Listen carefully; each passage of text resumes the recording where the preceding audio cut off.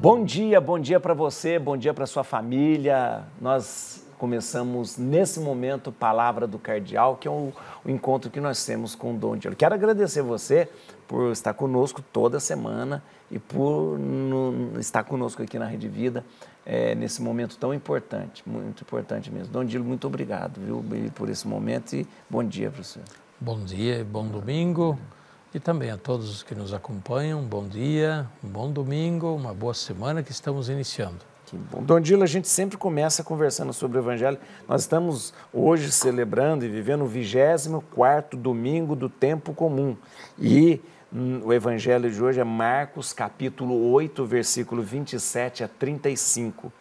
Tu és o Messias, o Filho do Homem deve sofrer muito. Olha. Este trecho do Evangelho de São Marcos está dentro do contexto da confissão de Pedro, assim chamada. Não é confissão como nós entendemos, mas profissão de fé, né? Pedro que responde em nome de todos, quem é Jesus? Jesus pergunta, quem dizem por aí que eu sou? E vem várias respostas. E vocês, quem dizem que eu sou? Jesus quer saber dos discípulos. E aí o Pedro, em nome de todos, diz, tu és o Cristo, o Filho de Deus vivo. E Jesus confirma, mas depois diz, mas eu devo sofrer muito, ser rejeitado pelos homens, etc., ser morto e depois ressuscitar. E São Pedro diz, não, isso não vai acontecer. São Pedro, então, se apresenta como o defensor de Jesus. E Jesus diz, Pedro, sai da minha frente, né? Em outras palavras, né? Vai aprender a ser discípulo, vai atrás de mim. Atrás de mim, né? Vai aprender a ser discípulo.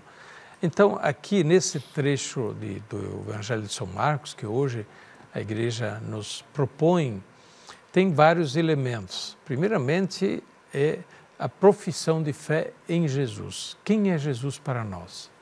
Jesus pergunta, não a todo mundo de modo genérico, porque aí, mesmo hoje, né, tem as ideias mais diversas a respeito de Jesus.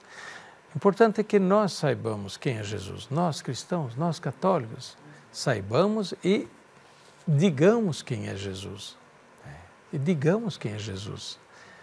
Eu tenho muita assim, preocupação em relação a uma diluição da fé em Jesus Cristo, né? De não mais, entre nós cristãos, entre nós católicos, termos a ideia clara da nossa fé. Jesus Cristo, Filho de Deus, Filho do homem, Filho de Deus feito homem. Jesus Cristo, nosso Salvador. Jesus Cristo ressuscitado, né, dos mortos. Então, Jesus Cristo glorificado junto de Deus. Jesus Cristo, Senhor da Igreja. Jesus Cristo, enfim, aquele que entregou a sua vida para que nós tivéssemos a misericórdia de Deus. Os aspectos vários da nossa profissão de fé em Jesus, nós não podemos desconhecer como católicos. E quem hoje é a ocasião, né? Quem não estiver muito recordando da nossa fé em Jesus, aconselho hoje mesmo pegar o Catecismo da Igreja Católica, procure lá o que se diz, creio em Jesus Cristo, na explicação do creio em Deus Pai.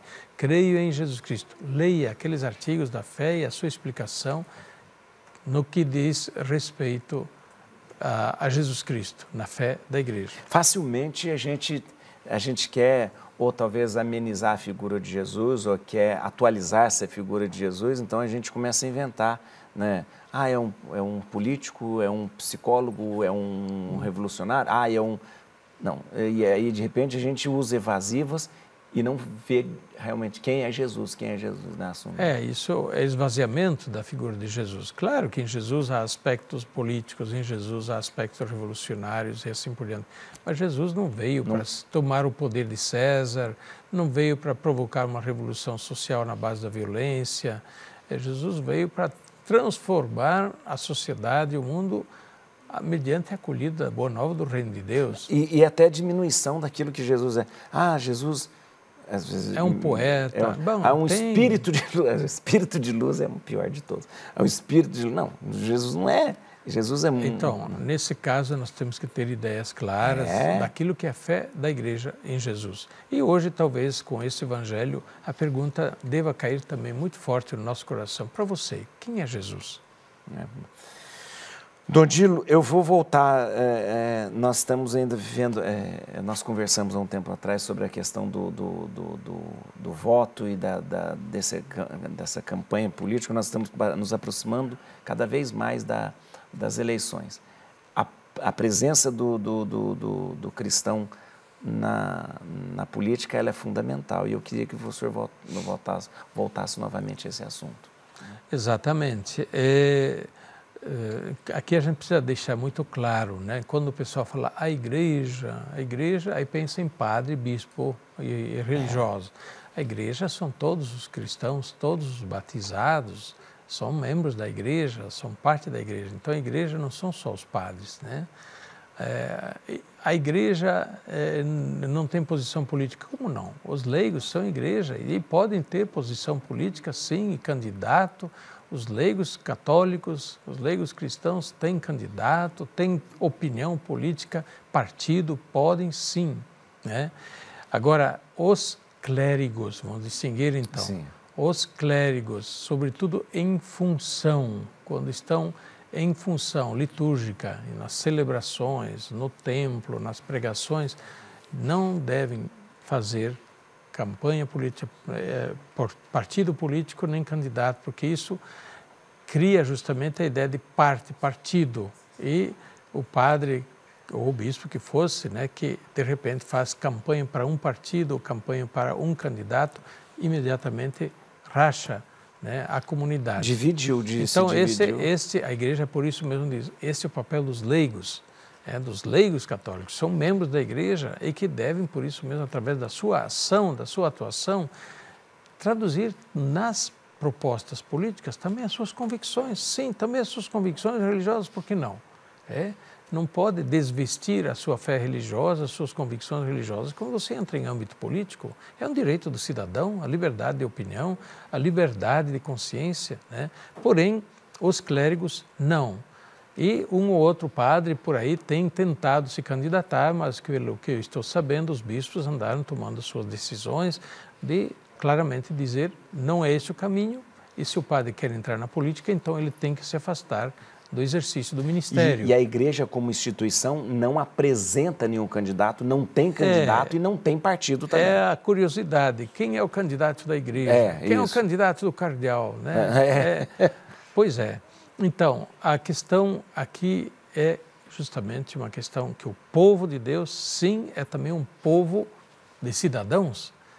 E enquanto são cidadãos, tem a sua parte no dever de melhorar a cidade, a sociedade, através da ação política. A ação política, porém, é claro que tem que levar em conta que existe a diversidade de opiniões, de partidos e de propostas, e a ação política na sociedade é uma ação, digamos assim, ajustada mediante o diálogo, o debate e, finalmente, o voto. E a ação política se dá pela maioria.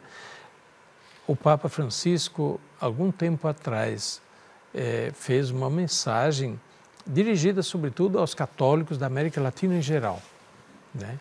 O Papa Francisco dizia uma palavra bastante forte, é notória a ausência de lideranças católicas na vida política dos países da América Latina. Temos lideranças católicas, mas relativamente poucas, em relação ao percentual da população.